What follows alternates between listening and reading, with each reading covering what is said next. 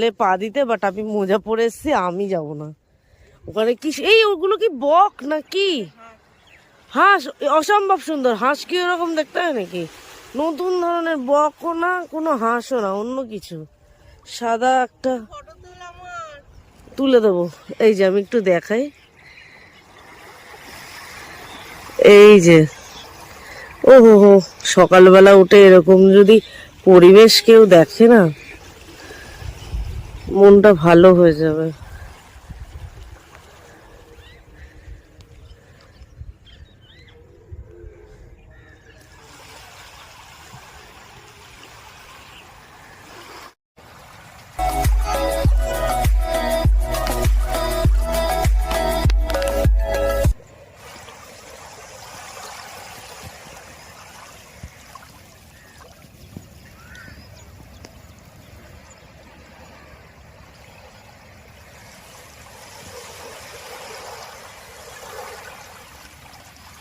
তো যাই হোক, এই অবধি এখন এলাম। মোটামুটি 40 মিনিট, 30-35-40 মিনিট তো আমরা হেঁটেই এলাম।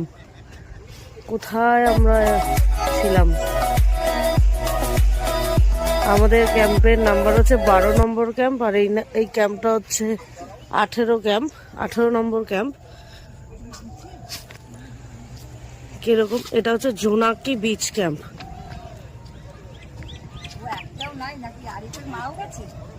জোনাকি বিচ ক্যাম্প এটা।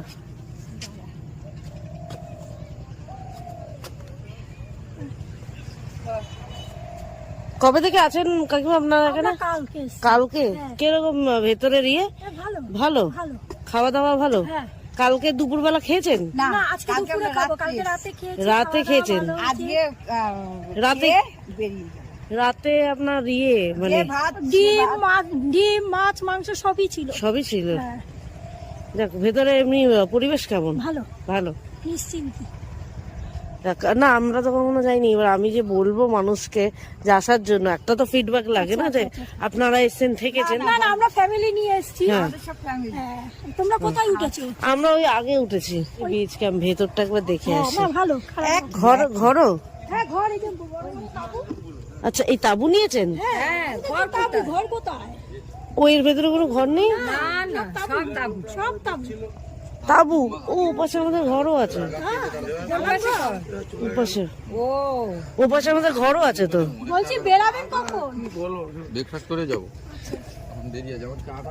আচ্ছা, এইখানে যতটা জানতে পারলাম, এই জোনাকি বিচ ক্যাম্পে কোনো রকম কটেজ বা রুম নেই, সব